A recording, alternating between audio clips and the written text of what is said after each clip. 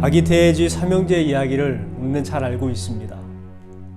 첫 번째 돼지는 지푸라기로 집을 짓고 두 번째 돼지는 나무로 집을 짓습니다. 그리고 세 번째 돼지는 벽돌로 집을 짓게 되지요. 그래서 열심히 벽돌로 집을 지었습니다. 첫 번째 돼지와 두 번째 돼지는 쉽게 그리고 빠르게 집을 지을 수가 있었습니다. 하지만 세 번째 돼지는 시간도 많이 걸렸고 힘도 많이 들었습니다. 왜냐하면 벽돌로 집을 지었기 때문에 그렇습니다. 나중에 늑대가 찾아와서 첫 번째 돼지의 집에 갑니다. 첫 번째 돼지가 겁을 먹고 집으로 숨었어요. 그랬을 때에 늑대는 후 바람을 불어서 첫 번째 돼지, 그 지푸라기로 지었던 집을 무너뜨립니다. 그리고 두 번째 돼지의 집으로 이제 첫 번째 돼지가 도망을 가게 됩니다. 두 번째 돼지의 집이 안전했을까요? 이번에 늑대가 찾아와서 또 바람을 후 불어버립니다. 결국 두 번째 돼지의 집에도 그렇게 넘어지고 무너지고 말죠. 그래서 깜짝 놀라서 첫 번째 돼지와 두 번째 돼지가 셋째의 돼지 집으로 도망갑니다. 이번에 늑대가 세 번째 돼지의 집에 찾아와서 똑같이 바람으로 후 붑니다. 아무리 바람을 불어도 넘어가지가 않습니다. 왜냐하면 벽돌로 집을 지었기 때문에 그렇습니다. 집을 지을 때 벽돌 하나하나 쌓아가는 것 정말 피곤하고 어려운 일이지만 결국 정말 중요한 때에 그 집이 내 생명을 구할 수 있는 집이 되었다는 것입니다. 이것은 다른 말로 말한다면 나의 성실성 때문에 내가 지킴을 받을 수 있었다는 것을 알 수가 있지요. 여러분, 어찌 보면 미련해 보입니다. 첫 번째 돼지와 두 번째 돼지가 했던 것처럼 쉽고 빠르고 또 편하게 할 수 있는 방법이 충분히 있었지만 세 번째 돼지는 미련하게 보일 정도로 그렇게 시간이 걸리지만 꾸준하게 집을 지어 나갔습니다. 결국 그 집이 형제들을 구할 수가 있었던 것입니다. 성실히 그들의 생명을 구한 것이지요. 우리가 하루하루 성실하게 사는 것 피곤하다고 생각될 때가 있습니다. 이거 그냥 쉽게 할 수가 있지 편하게 살아도 되지 않을까 이런 생각도 해보고 저런 생각도 해보면서 쉽게 살려고 할 때가 우리는 너무나 많습니다. 하지만 여러분, 쉽게 한다고 해서 내가 편한 삶을 살아간다는 것은 결코 아닙니다. 어려운 일이 있었을 때에, 문제가 생겼을 때에, 환난이 있었을 때에 우리의 성실하지 않은 모습 때문에 오히려 우리에게 큰 환난이 될 때가 있고 우리를 더 크게 낙심시키는 경향이 많기 때문에 그렇습니다. 여러분, 우리에게도 꾸준하게 하나하나 쌓아 나가야 될 벽돌이 있습니다. 그것은 무엇이냐? 바로 기도의 벽돌을 쌓는 것이죠. 우리는 그 벽돌 하나하나를 계속 쌓아 나가는 것처럼, 그래서 나중에 큰 집을 짓는 것처럼 오늘 하루에 쌓아야 될 그 기도의 벽돌을 하나하나 쌓아 나가야 하는 것입니다. 여러분, 그 기도의 벽돌이 별것 아닌 것처럼 보이고 하찮게 보이고 힘든 것처럼 보이지만 그 기도가 우리를 살리는 것이요.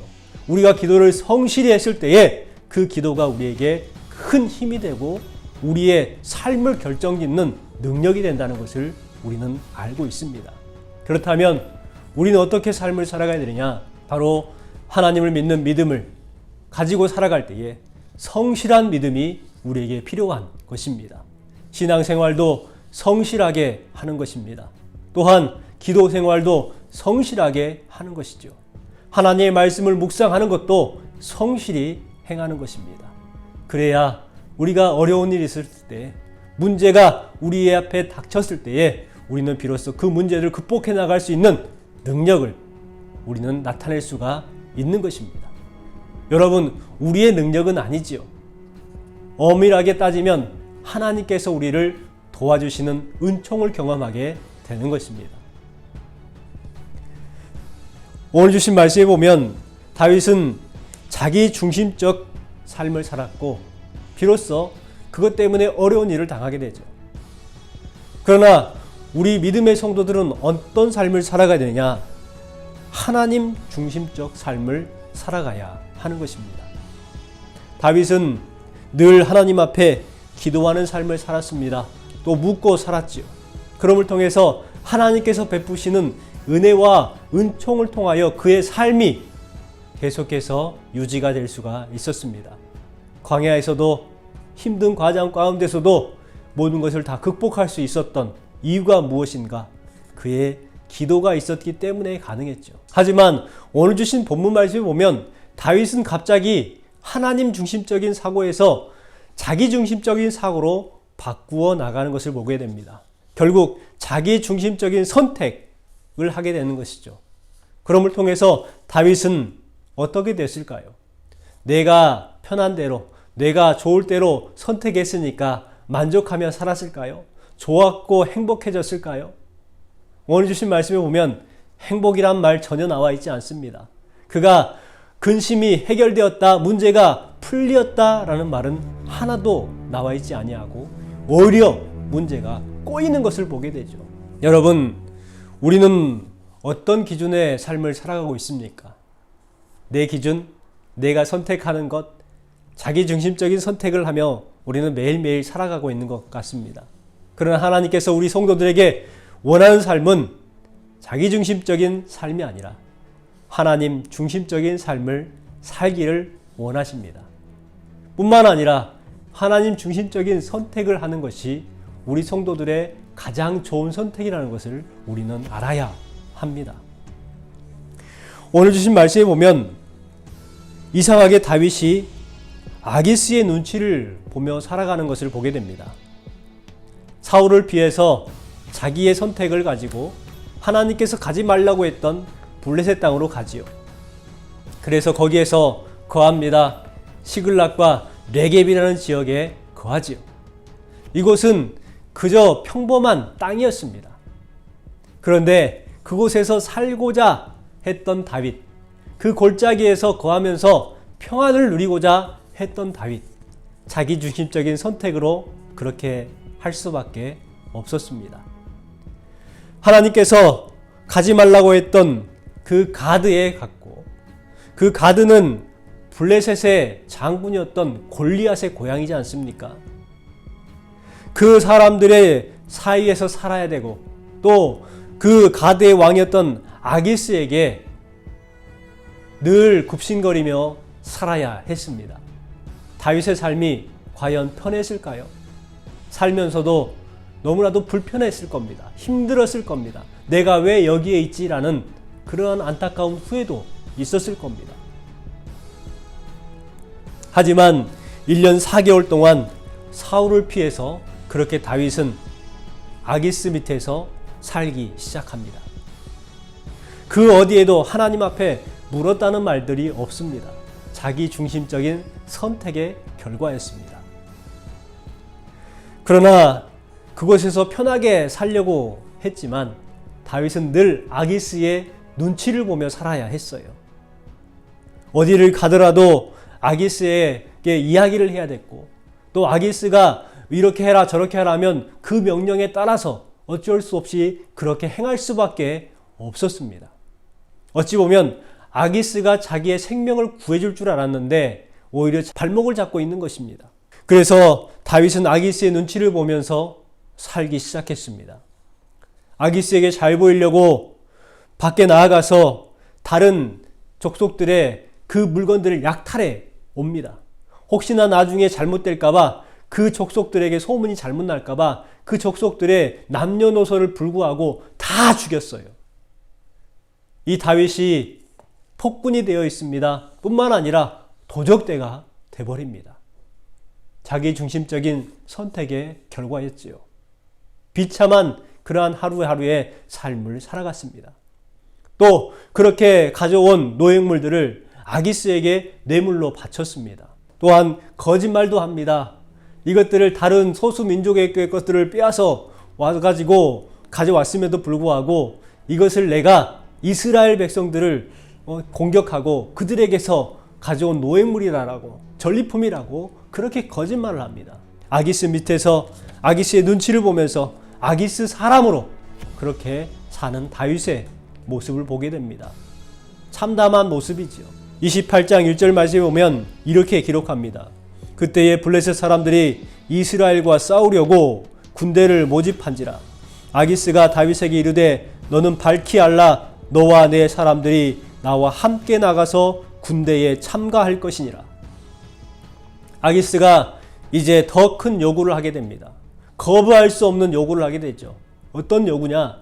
바로 블레셋과 이스라엘의 전쟁 가운데에 너는 이스라엘의 편이 아니라 블레셋의 군대와 함께 가서 이스라엘을 공격하자는 것입니다. 너무나도 황당한 이야기죠. 아기스가 다윗에게 요구했을 때에 거절할 수 없는 이 안타까운 모습, 무엇 때문에 이렇게 되었을까요? 바로 다윗의 선택 때문이었습니다. 이 다윗의 선택은 바로 자신의 중심적 선택이었죠. 블레셋과 이스라엘이 싸우는데 블레셋 편에 되어 가지고 그렇게 싸우게 됩니다. 블레셋 방백들과 함께 연합하여서 블레셋의 편에 되어서 아기스 사람이 되어서 전쟁을 하게 된 것입니다. 다윗은 거절할 명분이 없습니다. 결국 끌려갈 수밖에 없는 상황이 됩니다. 그래서 이 29장 1절부터 2절까지 말씀에 보면 블레셋 사람들은 그들의 모든 굴대를 아벡에 모았고 이스라엘 사람들은 이스라엘에 있는 셈 곁에 진을 쳤더라.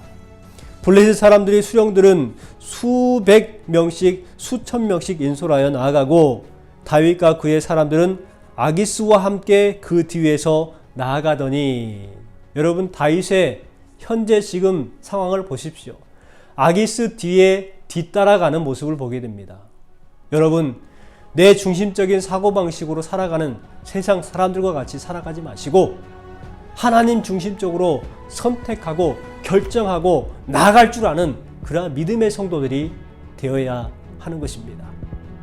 내가 생각하는 그것이 정말 진퇴양난의 상황에 빠져 있을지라도, 정말 헤어나기 어려울 때라도 그러한 것에 너무 집착하며 살아가는 것이 아니라 그것을 넘어선 하나님을 바라보고 하나님께서 이루어 주실 것을, 또 역사하실 것을 믿고 우리는 바라봐야 하는 삶을 살아가야 하는 것입니다. 여러분, 우리는 어떻게 살아가고 있습니까? 기도하는 시간, 하나님의 뜻을 이루어 나가는 시간은 매우 중요한 시간입니다. 지금 다윗은 진퇴양난의 상황에 빠져 있지요. 그 하나님이 개입하여 주시지 아니하면 다윗은 이대로 끝나는 상황이었습니다. 하지만 하나님의 은혜가 여기에 있죠. 도대체 빠져나올 수 없는 상황 가운데에 놓여 있는 이 다윗, 그야말로 그 사망의 음침한 골짜기요 깊이 빠져들어가는 수렁과 같은 그러한 상황 가운데 놓여 있었던 다윗의 삶 가운데에 하나님께서 개입하시기 시작합니다. 블레셋 5 방백들이 모여서 연합을 했습니다. 그런데 그 중에 다윗이 끼게 된 거예요. 그러니까 아기스를 제외한 4개 부족이 이제 아기스에게 다윗을 참여하지 말도록 그렇게 요구를 합니다. 아기스가 자신 있게 말을 합니다. 다윗은 나의 편이다. 그는 사울의 군대 장관이 아니다. 사울이 이제 그를 버렸고 다윗은 우리의 편에 섰다라고 아기스는 다윗을 변론해 줍니다. 하지만 4명의 부족의 족장들은 믿지 않지요. 그가 우리를 배신할 것이다 라는 것입니다. 그렇기 때문에 다윗을 돌려보내라 이렇게 말을 하죠. 여러분, 4 방백들의 말을 한번 들어보세요. 4 방백들은 어떻게 말합니까? 사울은 천천히요, 다윗은 만만히로다 했던 그 다윗 아닙니까? 그 다윗이 혹시나 우리를 배신하면 어떻게 하겠습니까? 여러분, 이 4명의 족장들이 어떻게 이렇게 생각할 수가 있을까요? 지금 다윗의 처지를 이 4명의 족장들이 몰랐을까요? 아니라고 생각합니다. 너무나도 잘 알고 있는 처지를 그 4명의 족장들도 알고 있었을 거예요. 하지만 이 4명의 족장들 마음 가운데에 이와 같은 마음이 들게 한 것은 누구의 뜻이었을까요? 바로 하나님의 뜻이었습니다. 하나님께서 그들의 마음을 주장하신 거예요. 4명의 방백들이 펄쩍 뛰게 만들었습니다. 절대로 안 됩니다. 우리는 다윗과 절대 함께할 수 없습니다. 라는 마음을 하나님께서 주신 것입니다. 아기스가 4명의 방백들을 설득하려고 했지만 결국 설득이 되지 않아요. 그래서 아기스가 다윗에게 부탁을 하기 시작합니다. 여러분, 완전히 바뀌게 됩니다. 다윗에게 부탁을 하면서 이스라엘과 싸우고 싶겠지만 제발 이해해 주라. 방백들이 용납하지 아니하니까 어떻게 하겠느냐. 다시 너의 군대를 데리고 너의 집으로 돌아가라. 이렇게 요청을 합니다. 간곡하게 부탁을 하는 것이죠. 그동안에는 다윗이 걱정을 했습니다. 혹 내가 이스라엘 백성들과 싸우면 어떻게 될까? 큰일인데. 여러분, 그러나 이 다윗의 마음을 우리 주님께서 너무나도 잘 아셨던 것 같습니다. 그럼을 통해서 방백들의 마음을 움직이셨고 결국 아기스가 다윗에게 부탁하게 만들었습니다. 여러분, 이 모습을 보고 이 환경을 보고 다윗은 다시 한번 깨달았을 거예요. 역시 하나님께서 나를 돕고 계시는구나. 나를 인도하고 계시는구나. 내가 음침한 골짜기 수렁에 빠져있지만 주님께서 나를 건져주시는구나. 하나님의 은총을 알았을 것입니다. 그럼을 통해서 하나님을 믿는 믿음이 다시 한번 자신의 배짱이 된 거예요. 어떻게 합니까? 아기스에게 따집니다. 어떻게 해서 이렇게 저에게 할 수 있습니까? 600명이라는 군대를 모집해서 왕을 따랐는데 왕이 저에게 어떻게 이렇게 하실 수 있습니까? 오히려 다윗이 아기스 왕에게 따지고 있는 것이죠. 여러분, 다윗은요, 너무나도 쉽게 불가능할 거라고 생각했던 그 이상한 현상이 다윗에게 생겼습니다. 전쟁을 하지 아니하고 다시금 자신이 거하고 있었던 레겝과 시글락으로 돌아가게 된 것입니다. 다윗이 말머리를 돌려서 이제 자신이 살고 있었던 그 지역으로 돌아가게 된 것입니다. 여러분, 하나님께서는요, 이 사람의 불성실함까지도 쓰실 때가 있으십니다. 하나님은 신실하십니다. 하나님은 진실하십니다. 배신한 다윗을 도와주셨습니다. 뿐만 아니라 다윗의 그 불성실함까지도 하나님께서는 바꾸어 주셨습니다. 이것이 바로 하나님의 은총입니다. 하나님의 은혜입니다. 피할 길을 주시는 하나님이시죠. 우리가 택함받은 하나님의 자녀라는 것을 우리는 알아야 합니다. 우리가 하나님의 자녀로서 하나님께서 우리에게 피할 길을 예비해 주시는 하나님이라는 것을 우리는 늘 믿고 살아가야 합니다. 앞이 막혀 있고 뒤가 막혀 있습니다. 좌우가 막혀서 어떻게 할지 모를 때에, 이제 망했구나 절망할 때에, 그때 하나님께서 우리에게 길을 열어주시는 하나님의 은혜가 있다는 것을 우리는 기억해야 합니다. 저와 여러분에게 이와 같은 하나님의 놀라운 은총의 길이 있음을 기억하시고 은혜 안에만 거하는 여러분 되시기를 주님의 이름으로 축원합니다.